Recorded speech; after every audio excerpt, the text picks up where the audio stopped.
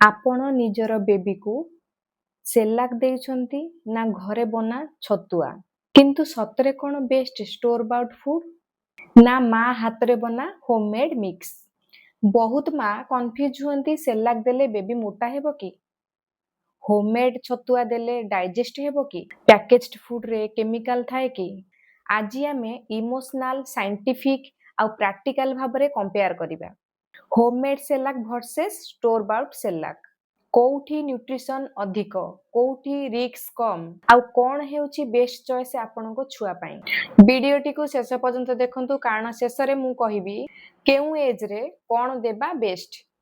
ନମସ୍କାର, ମୁଁ ମିଜାଲି, ମୁଁ ଜଣେ ନର୍ସିଂ ଇନଚାର୍ଜ ଆଉ ଆପଣ ଦେଖୁଛନ୍ତି ମିଜାଲି ହେଲ୍ଥ ହବ୍। ରିସେଣ୍ଟଲି ଗୋଟେ ମାଙ୍କ ସହିତ କଥା ହଉଥିଲି, ତାଙ୍କର ବେବି ପ୍ରାୟ 8 ମାସର ହେବ ଆଉ ସେ ଖାଇବାରେ ଟୋଟାଲି ଇଣ୍ଟରେଷ୍ଟ ଦେଖାଉନାହିଁ।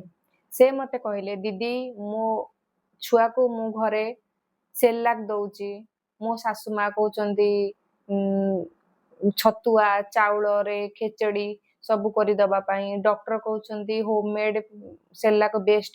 ମୁଁ କଣ କରିବି, ବହୁତ କନଫ୍ୟୁଜ, ମୁଁ କିଛି ବୁଝିପାରୁନି। ଆଉ ଏଇ କନଫ୍ୟୁଜ ପ୍ରାୟ ସବୁ ଘରେ ଅଛି, ସ୍ପେଶିଆଲି ଓଡ଼ିଶାରେ। ଆମେ ଛତୁଆ, ଡାଲି ପାଣି, ସୁଜି, କ୍ଷୀରି ଏସବୁକୁ ବିଲିଭ୍ କରୁ, କିନ୍ତୁ ଆଡଭର୍ଟାଇଜମେଣ୍ଟ ଦେଖିଲେ ଲାଗେ ଷ୍ଟୋର ବାଉଟ୍ ଫୁଡ ହିଁ କମ୍ପ୍ଲିଟ ନ୍ୟୁଟ୍ରିସନ। ତେବେ ରିଆଲିଟି କଣ? ଚାଲନ୍ତୁ ସିମ୍ପଲ ଲାଙ୍ଗୁଏଜରେ ବୁଝିବା। ପ୍ରଥମେ ଷ୍ଟୋର ବାଉଟ୍ ସେଲାକ୍ର ପଜିଟିଭ ସାଇଡ୍ ଦେଖିବା। ୱାର୍କିଂ ପ୍ୟାରେଣ୍ଟସ୍ ପାଇଁ ବହୁତ ଇଜି। ଗରମ ପାଣି ଆଡ୍ କର, ସେଲାକ୍ ରେଡି। ରାତିରେ ବେବି କାନ୍ଦିଲେ ତୁରନ୍ତ ପ୍ରିପେୟାର ହେଇଯାଏ। ମୋଷ୍ଟ ବ୍ରାଣ୍ଡେଡ ସେଲାକ୍ରେ ଆଡ୍ କରାଯାଇଥାଏ iron, calcium, zinc, vitamin D, DHA। Specially iron important, କାରଣ 6 ମନ୍ଥ ପରେ ମାର କ୍ଷୀର ସଫିସିଏଣ୍ଟ ହେଇନଥାଏ ଛୁଆ ପାଇଁ। ଛୁଆକୁ ଏକ୍ସଟ୍ରା ନ୍ୟୁଟ୍ରିସନ ଦରକାର ହୁଏ। ବେବି ମାନେ ଇଜିଲି ସାଲୋ କରିପାରନ୍ତି, ମାନେ ଗିଳି ପାରନ୍ତି। ଡାଇଜେଷ୍ଟ ବି ଇଜି ହେଇଥାଏ। ଏମର୍ଜେନ୍ସି ଟ୍ରାଭେଲ ଅପସନରେ ବି ଫାଇଦା ହେଇଥାଏ। ଯେତେବେଳେ କୁଆଡେ ଜର୍ଣ୍ଣିଂ କରୁଛନ୍ତି, ହୋମମେଡ୍ ଫୁଡ କ୍ୟାରି କରିବା ବହୁତ କଷ୍ଟ ହେଇଯାଏ, ସେତେବେଳେ ବାହାରର କିଣା ସେଲାକ୍ ୟୁଜଫୁଲ ହେଇପାରେ। ଏବେ କଥା ହେଲେ ଷ୍ଟୋର ବାଉଟ୍ ସେଲାକ୍ର ପଜିଟିଭ ସାଇଡ୍। ଏବେ କଥା ହେବା ଷ୍ଟୋର ବାଉଟ୍ ସେଲାକ୍ର ପ୍ରୋବ୍ଲେମ। କିନ୍ତୁ ସବୁ ଜିନିଷର ଡାଉନ୍ ସାଇଡ୍ ବି ଅଛି। କିଛି ବେବି ଫୁଡରେ ହିଡେନ୍ ସୁଗାର ଥାଏ। ବେବି ଯଦି ସୁଇଟ୍ ଟେଷ୍ଟରେ ଆଡିକ୍ଟେଡ ହେଇଗଲା ପରେ ସିଏ ଘରର ଫୁଡକୁ ରିଜେକ୍ଟ କରିପାରେ।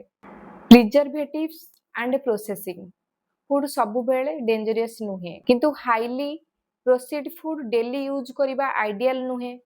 ଫ୍ରେଶ ହୋମମେଡ୍ ଫୁଡରେ ନ୍ୟାଚୁରାଲ ଏନଜାଇମ୍ସ ଆଉ ଫାଇबर ଅଧିକା ଥାଏ। କିଛି ବେବି ପ୍ୟାକେଟ ଫୁଡରେ ଏମିତି ହାବିଚୁଆଲ ହେଇଯାନ୍ତି ଯେ ନର୍ମାଲ ଡାଲି ଭାତ ଖାଇବା ପାଇଁ ମନା କରନ୍ତି। ଆଉ ଗୋଟେ ବଡ ପ୍ରୋବ୍ଲେମ, ମନ୍ଥଲି କଷ୍ଟ ବି ବହୁତ ଇନକ୍ରିଜ ହେଇପାରେ, କାରଣ ଛୁଆ ଯଦି 2 to 3 ଟାଇମ୍ସ ସେଲାକ୍ ଖାଇବ ତାହେଲେ ଖର୍ଚ୍ଚ ବି ସେଇଭଳି ଭାବେ ହବ।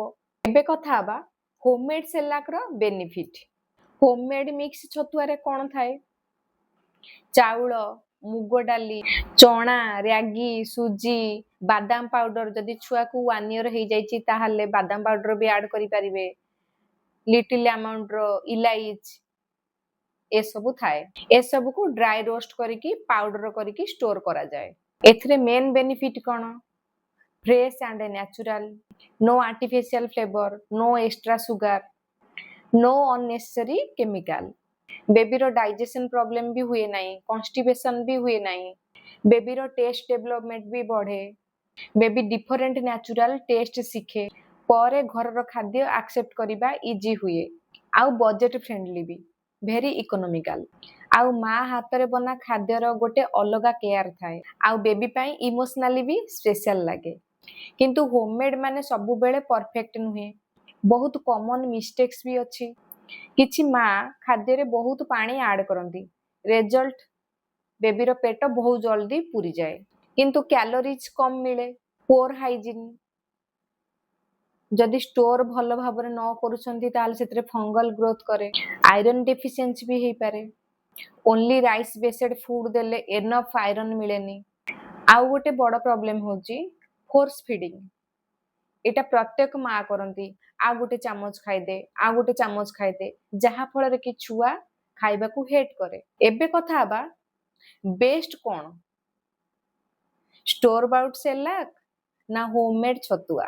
डेली रूटीन रे होममेड फूड बेटर। किंतु ट्रैवल पाई वर्किंग पेरेंट्स ऑकेजनली सपोर्ट रे ए सब पाई स्टोर बाउट सेलाक यूज करि परिबे। किंतु गोटे कथा मने रखंतु बिफोर 6 मंथ केवल माँ क्षीर ही best. After 6 month complementary feeding start करंतु gradually mashed rice dal suji ragi homemade Cerelac introduce करंतु। स्टोर बाउट फूड को मेन फूड नुहे सपोर्ट ऑप्शन भाबरे यूज करंतु। शेष रे गोटे इंपोर्टेंट कथा बेबी हेल्दी हेबा पई सबुटू इंपोर्टेंट हेउची एक्सपेंसिव फूड नुहे कंसिस्टेंट केयर प्रॉपर हाइजीन आ बैलेंस न्यूट्रिशन। तो ब्लाइंडली एडवर्टाइजमेंट फॉलो न करी निज बेबी रो नीड बुझी डिसीजन नियंतु। आपण होममेड बेबी फूड सपोर्ट करंती ना स्टोर बाउट सेलाक कमेंट रे निश्चिंत जणांतु। वीडियोटी यूजफुल लागिले लाइक करंतु शेयर करंतु कमेंट करंतु आउ सब्सक्राइब करंतु मिजाली हेल्थ हब। पुणी देखा नेक्स्ट एमती हेल्थ टिप्स वीडियो रे। रहिली नमस्कार।